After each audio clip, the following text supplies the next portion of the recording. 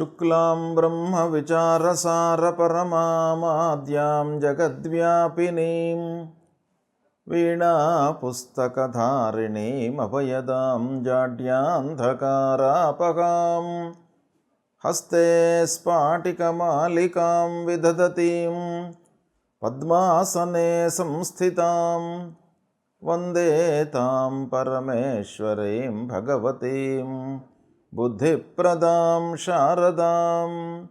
శ్రీ మహాగణాధిపతయే నమః. శ్రీ మహాసరస్వత్యై నమః. శ్రీ గురుభ్యో నమః. 2025వ సంవత్సరంలో ఫిబ్రవరి మాసంలో వృశ్చిక రాశిలో జన్మించినటువంటి వారికి, అంటే వృశ్చిక రాశి జాతకులకి గోచార ఫలితాలు ఎలా ఉన్నాయో తెలుసుకుందాం. ముందుగా ఈ ఫిబ్రవరి మాసంలో వృశ్చిక రాశిలో జన్మించినటువంటి వారికి 12వ తారీఖు వరకు సూర్యభగవానుడు అనుకూలంగా సంచరిస్తున్నాడు. తదనంతరం అర్ధాష్టమ స్థానంలోకి ప్రవేశిస్తున్నాడు. అర్ధాష్టమ స్థానంలో ప్రతికూలంగా ఉంటాడు. కుజుడు ముఖ్యంగా అష్టమ స్థానంలో ప్రతికూలంగా సంచరిస్తున్నాడు వృశ్చిక రాశి వారికి.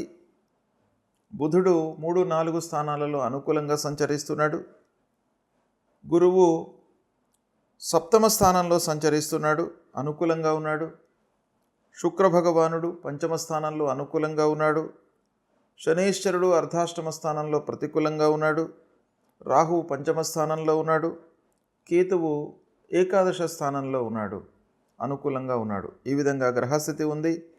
అయితే ఈ గ్రహస్థితి మూలకంగా ఓవరాల్గా మనం చూసినట్టయితే ప్రధానమైనటువంటి గ్రహాలలో గురు, కేతువు అనుకూలంగా సంచరిస్తున్నారు. శని, రాహు ప్రతికూలంగా ఉన్నారు. ముఖ్యంగా అష్టమ స్థానంలో కుజాష్టమం ప్రతికూలంగా ఉంది.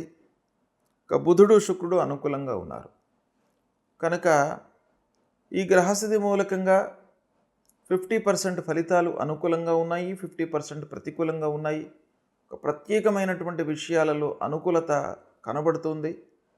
గురువు సప్తమ స్థానంలో ఉన్నాడు కాబట్టి కొన్ని ప్రత్యేకమైనటువంటి పనుల లోపల శుభ ఫలితాలు గోచరిస్తున్నాయి. అయితే విద్యార్థుల విషయం మనం ముందుగా చూసినట్టయితే ఈ మాసంలో విద్యార్థులకు అనుకూలతనే ఎక్కువగా కనబడుతుంది. హయ్యర్ ఎడ్యుకేషన్ కొరకై ప్రయత్నాలు చేస్తున్నటువంటి విద్యార్థులకు ఈ మాసం బాగా కలిసి వస్తుంది, అనుకూలంగా ఉంది. కొంత మీరు ప్రయత్నం చేసినట్టయితే, కొంత మీరు ఎఫర్ట్స్ పెట్టినట్టయితే తప్పకుండా మంచి సంస్థల లోపల మీకు అడ్మిషన్ లభించేటువంటి అవకాశం బాగా కనబడుతుంది. విదేశీ ప్రయాణాలకు కూడాను అనుకూలత ఉంది. హయ్యర్ ఎడ్యుకేషన్ నిమిత్తమై విదేశ ప్రయాణాలు కొనసాగిస్తారు. ఇక చదువు పూర్తి అయ్యి ఉద్యోగం వీటల్లో ఉన్నటువంటి వారికి, ఉద్యోగ ప్రయత్నాలలో ఉన్నటువంటి వారికి కూడాను ఈ మాసం అనుకూలంగా ఉంది. కొత్త ఉద్యోగంలో చేరేటువంటి అవకాశాలు ఉన్నాయి. కాదంటే మీరు చేసినటువంటి ఆ ఎఫర్ట్స్ మూలకంగా ఏదైతే ఉద్యోగం లభిస్తుందో ఆ ఉద్యోగం లోపల మీరు అనుకున్నంత సంతృప్తి ఉండదు. అయినప్పటికీ ఉద్యోగ ప్రయత్నం మట్టుకు ఫలిస్తుంది. ఉద్యోగంలో మీరు చేరుతారు. ఆదాయము కొంత రాబడి ప్రారంభమవుతుంది. ఇక ఆల్రెడీ ఉద్యోగం చేస్తున్నటువంటి వారి విషయం ఆలోచించినట్టయితే ఆఫీసులలో తోటి వారితో కొన్ని మనస్పర్ధలు తలెత్తే అవకాశం కనబడుతుంది. కొంత జాగ్రత్తగా ఉండండి. స్నేహపూర్వకమైనటువంటి వాతావరణాన్ని పెంచుకోండి. ఇక అధికారులతో మట్టుకు మీకు అనుకూలత గోచరిస్తుంది. ఈ మాసంలో మీకంటే ఉన్నత స్థాయిలో ఉన్నటువంటి వారితో మీకు బాగా లాభిస్తుంది ఈ మాసం.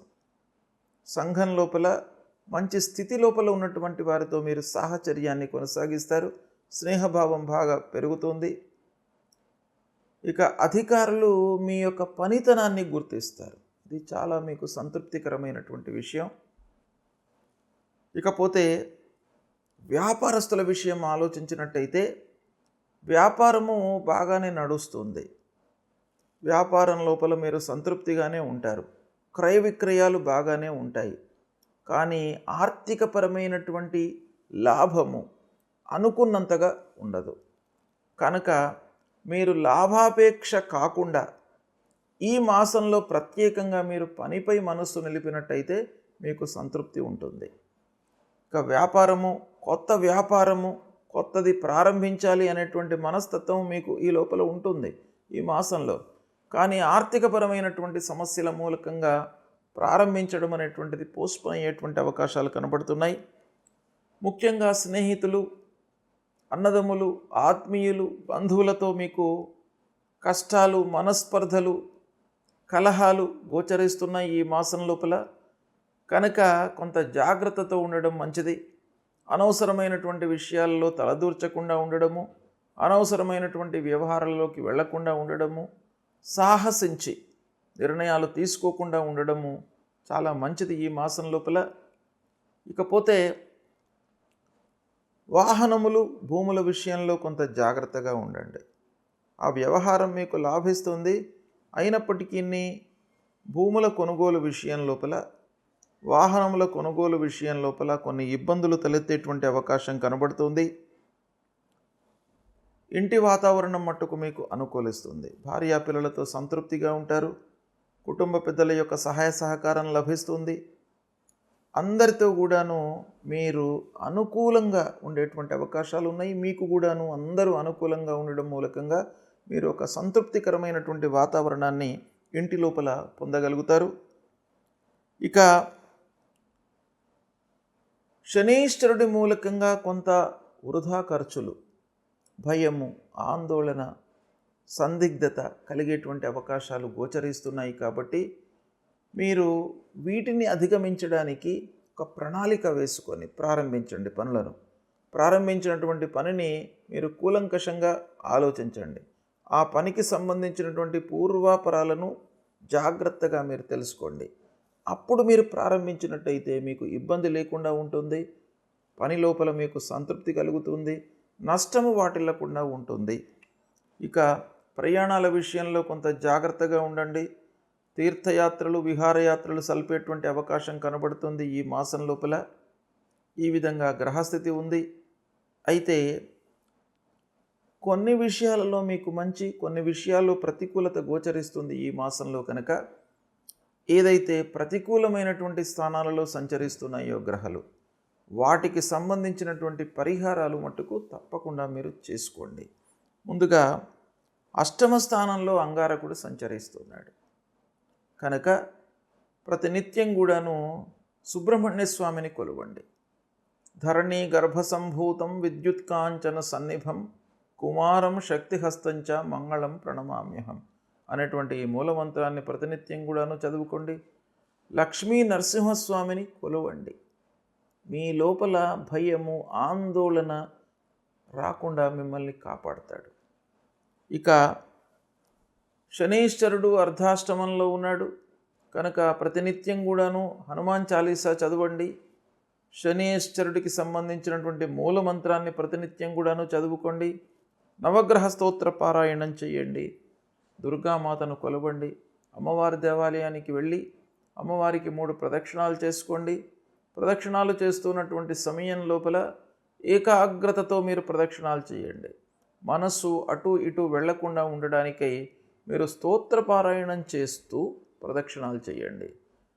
దుర్గే స్మృతా హరతి భీతి మశేష జంతో స్వస్థై స్మృతా మతిమతీవ శుభాం దదాసి దారిద్ర్య దుఃఖ భయహారిణికా త్వదన్య సర్వోపకార కరణాచ సదార్ద్ర చిత్త అనేటువంటి ఈ మూలమంత్రాన్ని చదువుతూ మీరు అమ్మవారికి ప్రదక్షిణాలు చేసినట్టయితే అమ్మవారు మిమ్మల్ని కరుణిస్తారు, అనుగ్రహించి మీ లోపల భయము, ఆందోళన లేకుండా మిమ్మల్ని కాపాడుతారు. కనుక ఈ పరిహారాలను మీరు చేసుకోండి. సుఖమయమైనటువంటి ఫలితాలను పొందుతారు. ఈ ఫిబ్రవరి మాసంలో ముఖ్యమైనటువంటి పండుగలు వస్తున్నాయి. ఫిబ్రవరి మాసము 30వ తారీఖు నుండి మాఘమాసం స్టార్ట్ అవుతుంది. అంటే 30 జనవరి నుండి మాఘమాసం ప్రారంభమవుతుంది. ఈ మాఘమాసం లోపల మనకు అత్యంతమైన పవిత్రమైనటువంటి పండుగలు వస్తున్నాయి. అందులో మొట్టమొదటిది వసంత పంచమి. 2వ తారీఖు నాడు వసంత పంచమి ఆదివారం ఉదయం 10 నుండి మళ్ళీ తెల్లవారితే సోమవారం నాడు 7 గంటల వరకు పంచమి వ్యాపించి ఉన్నది. ఈ వసంత పంచమి అనేటువంటిది చాలా ముఖ్యమైనటువంటిది. సరస్వతి అమ్మవారు ఉద్భవించినటువంటి రోజుగా మన పురాణాలు చెప్తున్నాయి. కనుక విద్యార్థులు ముఖ్యంగా ఈ వసంత పంచమి రోజున అమ్మవారి దేవాలయానికి వెళ్ళి సరస్వతీ అమ్మవారి యొక్క అనుగ్రహాన్ని పొందినట్టయితే మీకు సువిద్య, మంచి విద్య ప్రాప్తి అవుతుంది, వస్తుంది అనేటువంటిది మనకు పురాణ ఇతిహాసాలు చెప్తున్నాయి. కనుక ముఖ్యంగా విద్యార్థుల కొరకు ఈ వసంత పంచమి. ఇక వ్యాపారులకు కూడాను వసంత పంచమి యొక్క ప్రాధాన్యత బాగా ఉంది. ఈ వసంత పంచమి రోజున ఎవరైతే వ్యాపారాన్ని ప్రారంభిస్తారో గ్రహస్థితికి సంబంధం లేకుండా ఆ వ్యాపారము నిర్విఘ్నంగా కొనసాగుతుంది, లాభదాయకంగా ఉంటుంది. 4 డబ్బులు ఆ వ్యాపారంలో మీరు గడించేటువంటి అవకాశాలు ఉంటాయి. కాబట్టి వసంత పంచమి రోజున మీకు అవకాశాలు ఉన్నట్టయితే వ్యాపారం చేసుకునేటువంటి వాళ్ళు కొత్త వ్యాపారము ఏదో రకంగా వ్యాపారాన్ని ప్రారంభించినట్టయితే మీకు సత్ఫలితాలు ఉంటాయి. ఇక ప్రత్యేకంగా ఈ వసంత పంచమి రోజును మనకు శాస్త్రం లోపల చాలా ఉత్తమమైనటువంటి దినంగా చెప్పబడి ఉంది. ఏంటంటే ఉగాది, విజయదశమి, వసంత పంచమి, రథసప్తమి, కార్తీక శుద్ధ ప్రతిపద, ఇవన్నీ కూడాను ముఖ్యమైనటువంటి పండుగలు. అంటే ముఖ్యమైనటువంటి రోజులు మనం ప్రారంభించడానికి, ఏవైనా కార్యక్రమం ప్రారంభించడానికి కానివ్వండి, ఏదైనా పని చేయడానికి, ఇవి ఈ రోజులలో మీరు చేసినట్టయితే 100% మీకు విజయము చేకూరుతుంది అనేటువంటి విషయం మనకు శాస్త్రంలో చెప్పబడి ఉంది. ఇలా వసంత పంచమి విద్యార్థులకే కాకుండా, వ్యాపారస్తులకే కాకుండా ప్రతి మనిషికి కూడాను మంచి పర్వకాలంగా మనకు శాస్త్రము చెప్పింది. కాబట్టి ఈ వసంత పంచమి రోజును మీరు ఉపయోగించుకోండి.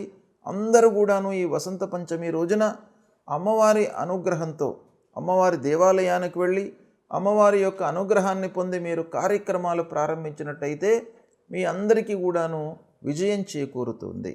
ఇక రెండవ ముఖ్యమైనటువంటి పండుగ ఈ ఫిబ్రవరి మాసంలో వస్తూ ఉన్నటువంటిది రథసప్తమి. రథసప్తమి రోజున సూర్యభగవానుణ్ణి మనం పూజించాలి. ఆ రథసప్తమి రోజున ఎవరైతే ఆ సూర్యభగవానుణ్ణి పూజిస్తారో వారికి ఈ సంవత్సరం పొడుగు మొత్తం కూడాను ఆయురారోగ్య ఐశ్వర్యాలన్నీ కూడాను కలుగుతాయి. అంటే ఆరోగ్యము చాలా బాగా ఉంటుంది, నిరాటంకంగా జీవితం కొనసాగుతుంది ఆ సూర్యభగవానుడి యొక్క అనుగ్రహం మూలకంగా. దాని తర్వాత మళ్ళీ వచ్చేటువంటిది భీష్మ ఏకాదశి. భీష్మ ఏకాదశి కూడాను చాలా ముఖ్యమైనటువంటి పర్వకాలం.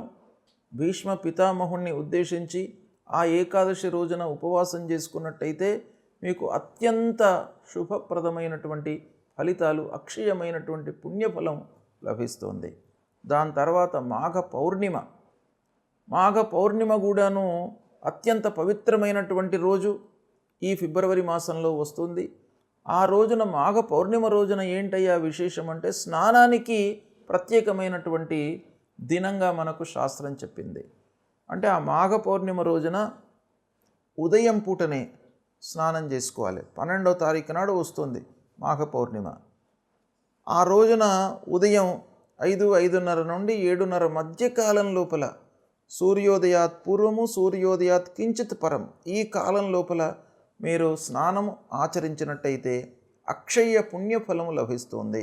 మీరు చేసినటువంటి పాపాలన్నీ కూడాను దూరం అవుతాయి. కొన్ని విషయాలలో మనకు తెలియకుండా మనం కొన్ని తప్పులు చేస్తాం. అలాంటి తెలియకుండా చేసేటువంటి తప్పులన్నీ కూడాను ఆ ఉదయం పూట మనం చేసేటువంటి స్నానం మూలకంగా పరిహారం అవుతుంది.